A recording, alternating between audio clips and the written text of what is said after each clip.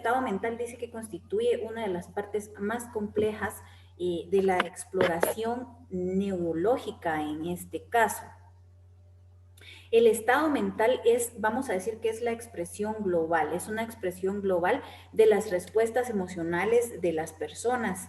El estado de ánimo, por ejemplo, las funciones cognitivas de cada uno, la capacidad para poder pensar, en pocas palabras, la capacidad para poder pensar, la capacidad que cada uno tiene de razonar las cosas que está viviendo, lo que está pasando. También podemos emitir juicios a través del estado mental. Entonces, también podemos hablar aquí de la personalidad del individuo. El estado mental tiene mucho que ver con la personalidad de cada individuo en este caso. Entonces, un elemento, dice, importante de la exploración es la identificación de capacidades y destrezas para la interacción con el entorno. El elemento importante, chicos, que me menciona aquí, ¿ustedes cuál creen que es?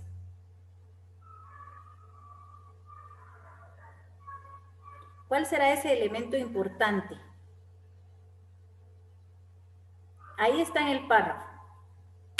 Identificación.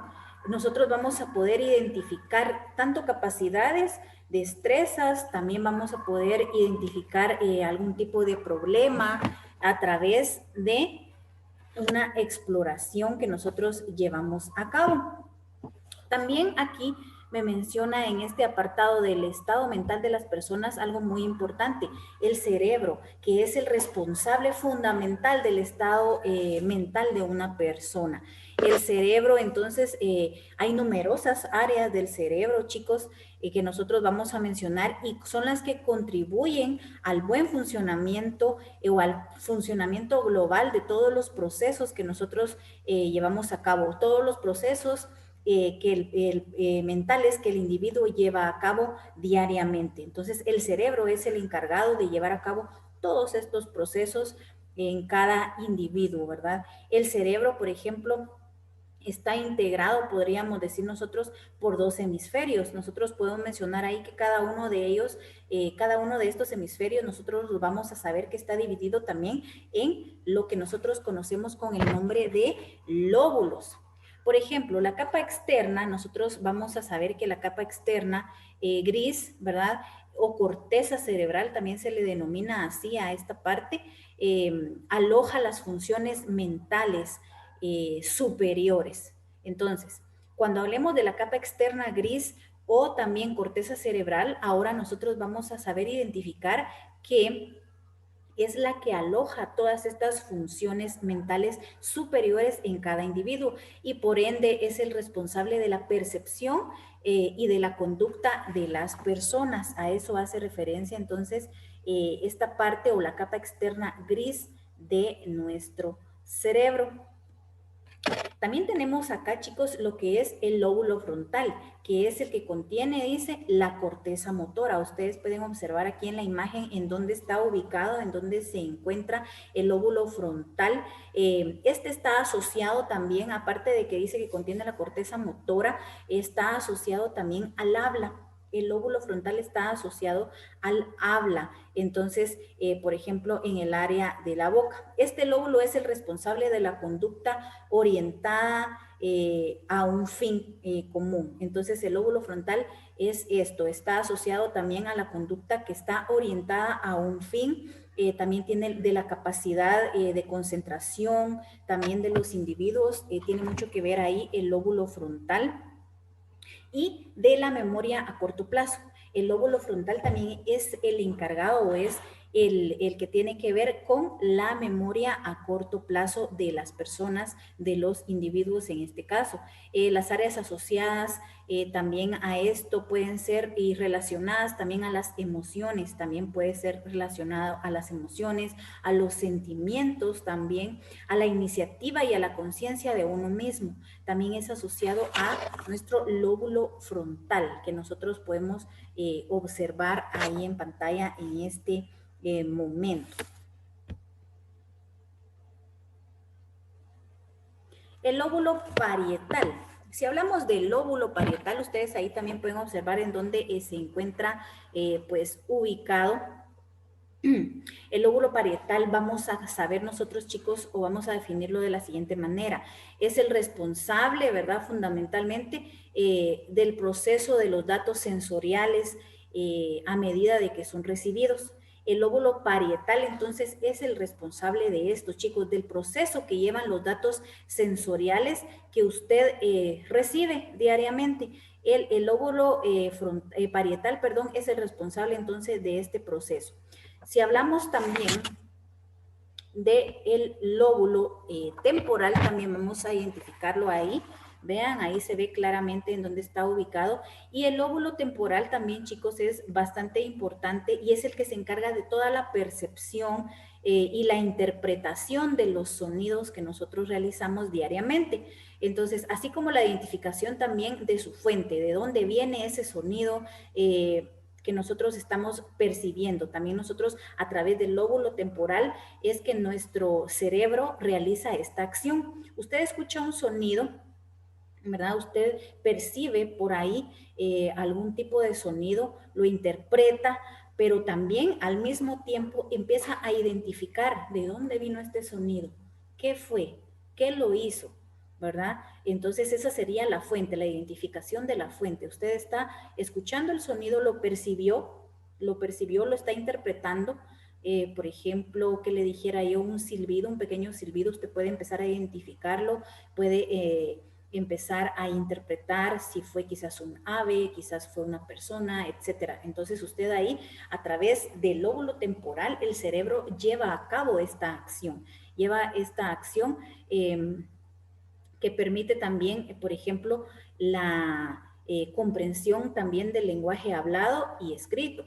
El lóbulo temporal también interviene, chicos, en la integración de la conducta, los sentimientos, personalidad también del individuo y también en la memoria a largo plazo, ¿sí? A largo plazo. A ver, una pregunta. ¿Cuál lóbulo fue el que yo mencioné que tenía que ver con la memoria a corto plazo? El lóbulo frontal. Correcto, entonces ahora ven la diferencia del lóbulo frontal con el temporal. El temporal me habla a mí de que también él tiene que ver con la memoria de las personas a largo plazo. El sistema también que nosotros vamos a poder estudiar el día de hoy, el sistema límbico, ustedes pueden observar ahí, el sistema límbico, chicos, también interviene en ciertos patrones de comportamiento que se determinan en la supervivencia de cada persona, ¿verdad? Por ejemplo, el apareamiento, las agresiones que pudieran venir de alguna persona, el miedo que pueda sentir y el apego. Todo esto tiene que ver con el sistema límbico, ¿verdad? El sistema límbico entonces nos habla a nosotros de los patrones de comportamiento que determinan, ¿verdad?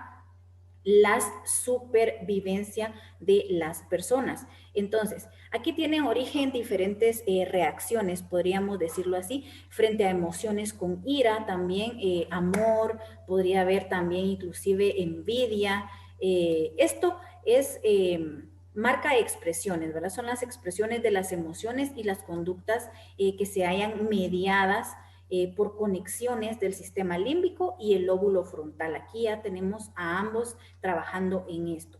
El sistema reticular, también si nosotros hablamos de un sistema reticular, acá nosotros podemos mencionar que hay un sistema que es del tronco del encéfalo, ¿verdad? Regularmente regula, por así decirlo, regula el nivel de alerta que nosotros podemos tener en nuestro cuerpo. Esto es el sistema reticular activado o activador. Es el que nos va a regular entonces ese sistema de alerta que nosotros tenemos en nuestro cuerpo, ¿verdad? La interrupción de este sistema reticular activador también es ascendente y puede dar lugar a la alteración de un estado mental. Si nosotros tenemos algún tipo de problema con el sistema reticular activador, me menciona a mí de que podría dar lugar o podría ser que nosotros tuviéramos algún tipo de problema con nuestro estado mental. Por ejemplo, podríamos sentir confusión en determinado caso, podríamos tener delirio, ¿verdad? Entonces, esto es parte de que el sistema reticular activador está o fue de manera ascendente, ¿verdad? Y puede dar lugar a estos dos ejemplos que yo les acabo de mencionar. Podemos sentir confusión, podemos sentir delirio, ¿verdad? Si esto se interrumpe, si hay una interrupción del sistema reticular activador en este caso. Si hablamos de lactantes y niños, siempre refiriéndonos al estado mental de las personas, nosotros vemos ahí, dice, todas las células del cerebro están presentes en el individuo al momento de nacer o en el momento en que nacen, ¿verdad? Pero el desarrollo cerebral, chicos, tiene lugar a lo largo de los primeros años de vida. Esto es progresivo, ¿verdad? Las células nerviosas, las agresiones al cerebro son como podríamos mencionar ahí infecciones, traumatismos o desequilibrios metabólicos. Todo esto puede dañar las células cerebrales y dar lugar a una disfunción potencialmente grave del estado mental. Entonces, por eso es tan importante que desde niños, ¿verdad? Nosotros tengamos el cuidado con ellos para evitar cualquier tipo de disfunción potencialmente grave en el estado mental de los lactantes y niños. Si hablamos de los adolescentes, la maduración intelectual dice que se acompaña de una mayor capacidad para el proceso de información. Entonces, el pensamiento abstracto, aquí vamos a mencionar nosotros en los adolescentes que el pensamiento abstracto, es decir, la capacidad que tienen de desarrollar teorías, utilizar el razonamiento lógico, realizar planes al futuro, ¿verdad? Planes a futuro, también considerar los riesgos y posibilidades. Esto se desarrolla durante este periodo, ¿verdad? De la adolescencia.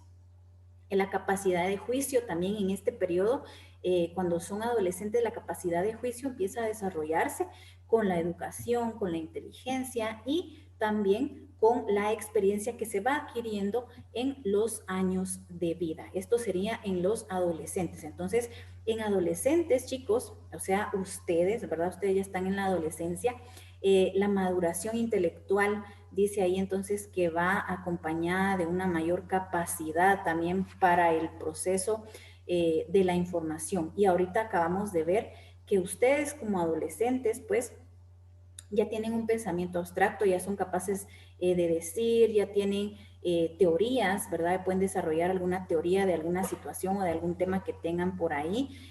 Ya empiezan a razonar lógicamente ustedes conforme van creciendo. Entonces, pueden realizar planes a futuro. Yo sé que ustedes ahorita como adolescentes, pues, ya tienen planes a futuro, ¿verdad? Es por eso que están estudiando. Podríamos poner ese ejemplo. Es por eso que ustedes están estudiando, tienen planes a futuro y empiezan a desarrollar pues todo ello con la experiencia que van adquiriendo día con día. Si hablamos de los adultos mayores, dice que la función cognitiva es más sensible al envejecimiento y es la velocidad la que la información es percibida, codificada, procesada y recuperada. Cuando hablamos de nuestros adultos mayores, chicos, en el anciano podremos decir nosotros que el declive o el decaimiento de las funciones cognitivas y el desempeño de las actividades diarias ha de ser mínimo, ¿verdad? Empieza a disminuir, salvo que desarrolle tal vez algún trastorno sistémico o neurológico, ¿verdad? Pero en los adultos mayores ya el estado mental pues empieza a en declive, ¿verdad? Va bajando. Entonces, nosotros ahí, sin embargo, con el envejecimiento, pues también puede registrarse muchas cuestiones que afectan el estado mental. Podemos mencionar nosotros ahí que con el envejecimiento pueden registrarse pérdidas de memoria.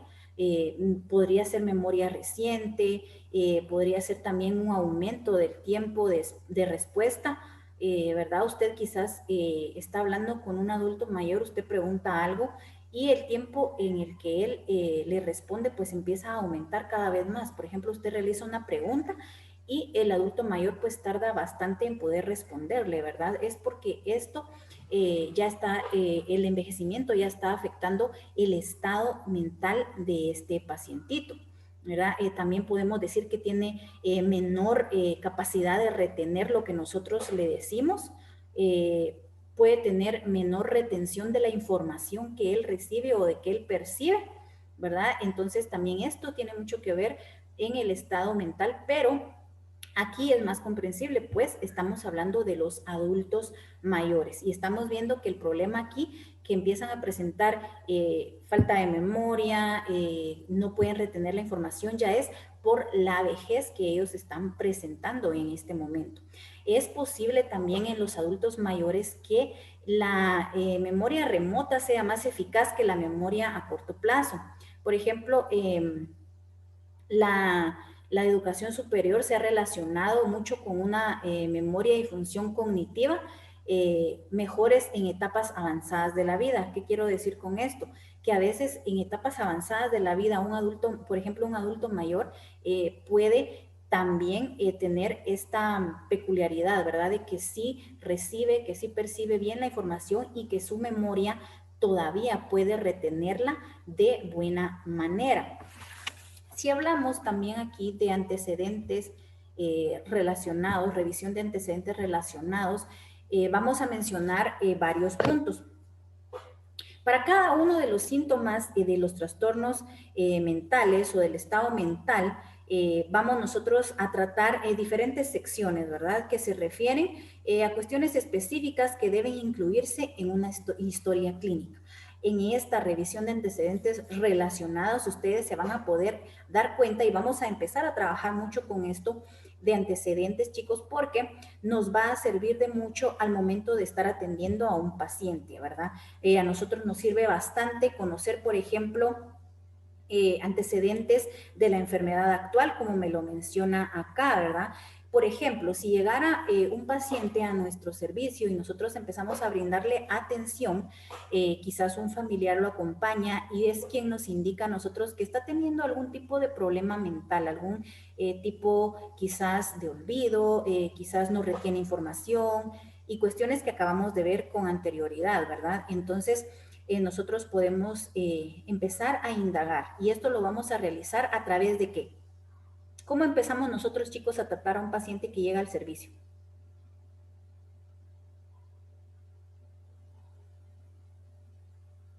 ¿Cómo voy a poder yo conocer los antecedentes de la enfermedad actual? Algo que pasó antes de.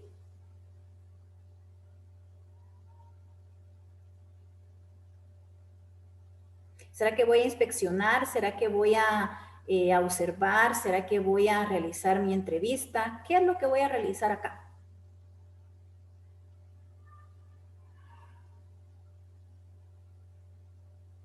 Entrevista para saber qué es lo No se escucha, Heidi.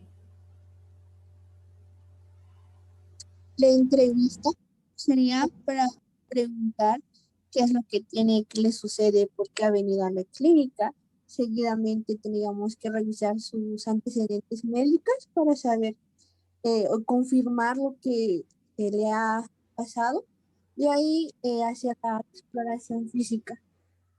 Muy bien, podemos iniciar realizando nuestras preguntas, ¿verdad? Podemos empezar realizando la entrevista en este caso, pero antes de ello, pues nosotros vamos a ver si, en este caso, si lo acompaña algún familiar, porque recordemos que si alguien llega al servicio de salud, en muchas ocasiones, pues no puede darnos todos esos datos que nosotros necesitamos.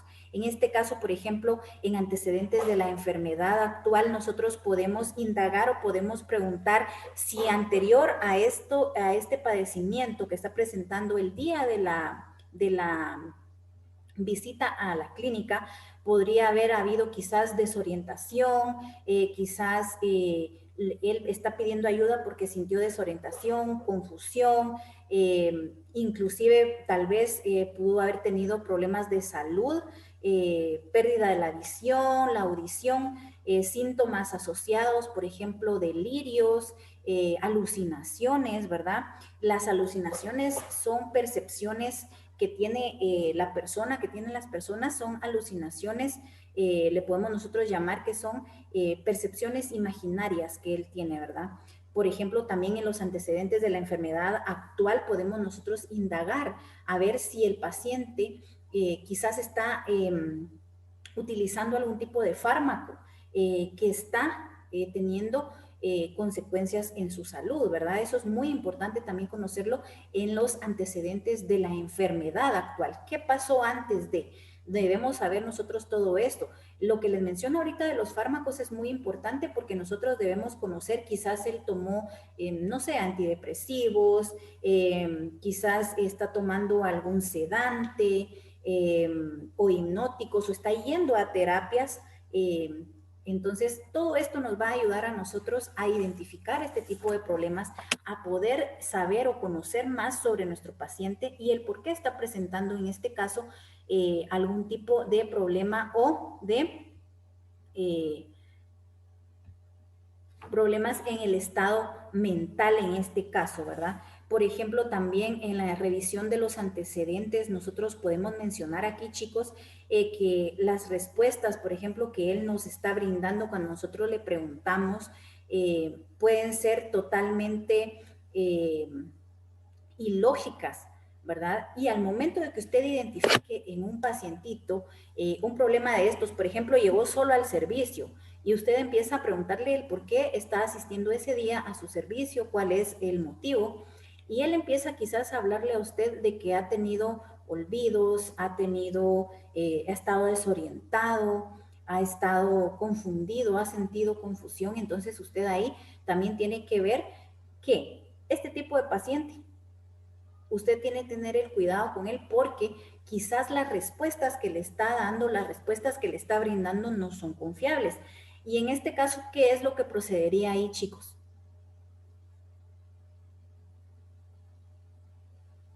¿Qué procede en este caso? Usted ya identificó que el pacientito pues está mal, ¿verdad? El estado mental de él no es el adecuado. ¿Cómo vamos nosotros a poder obtener información de él?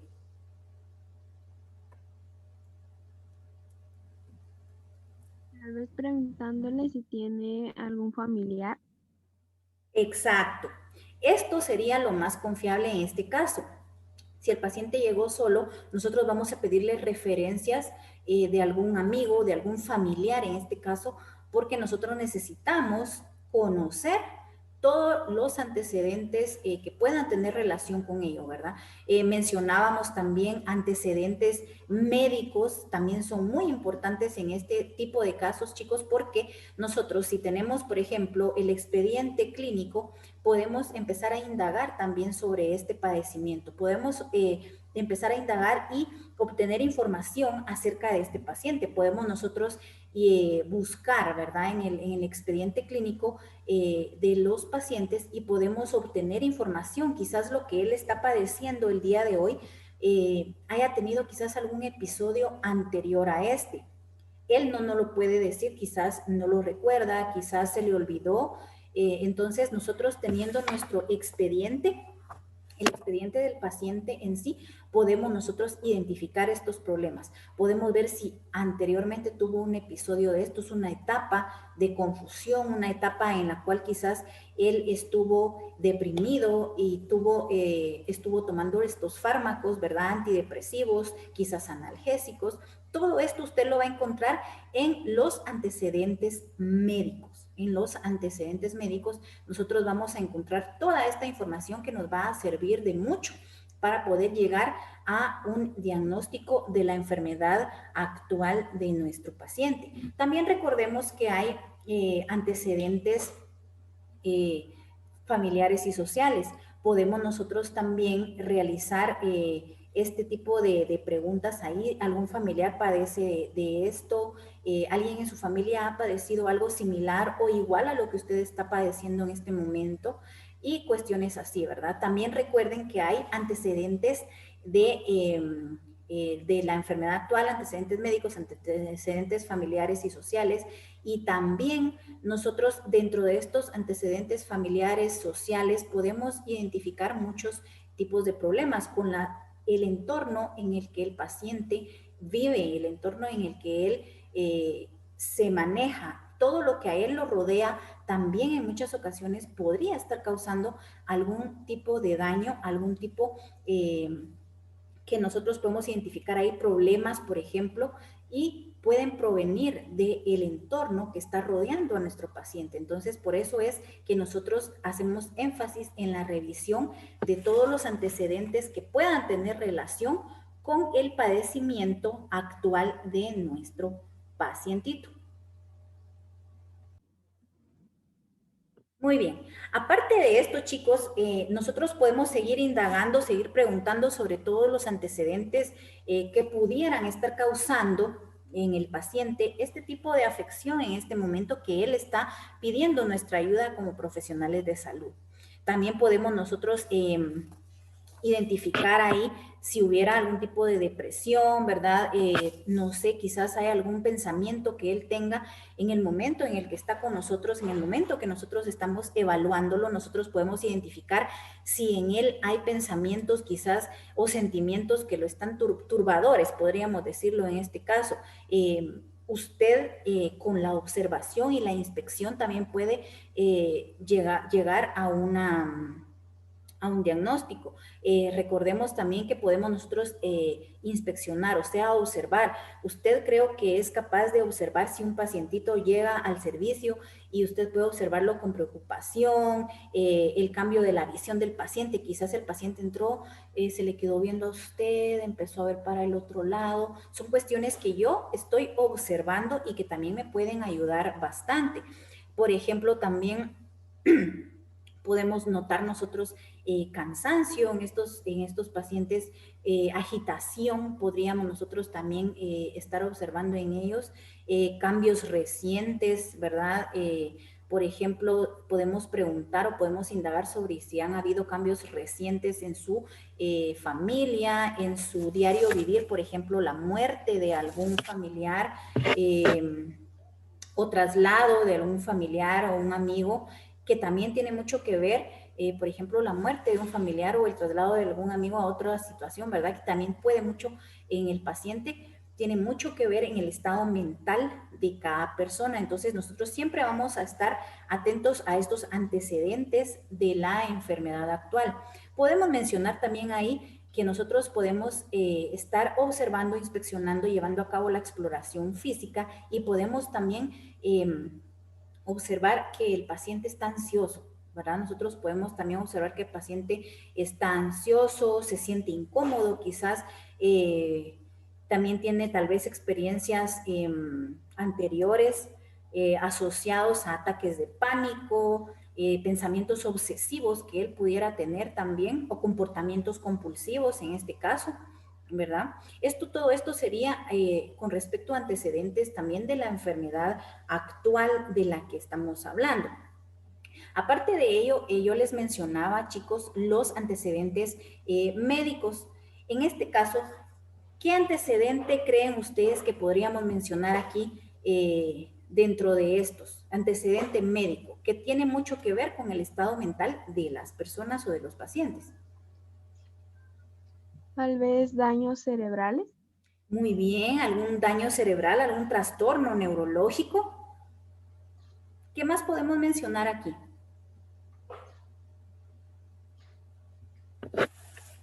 Tal vez algún tipo de accidente que haya sufrido. Muy bien, también algún tipo de accidente, ¿verdad? También podemos nosotros mencionar aquí en los antecedentes médicos, chicos, que tienen que ver con el estado mental de las personas, algún tipo de cirugía cerebral, alguna lesión cerebral también, efectos residuales que hayan quedado a través de esto. También podemos nosotros tener ahí en claro que podría haber algún tipo de trastorno psiquiátrico o tal vez inclusive alguna hospitalización anterior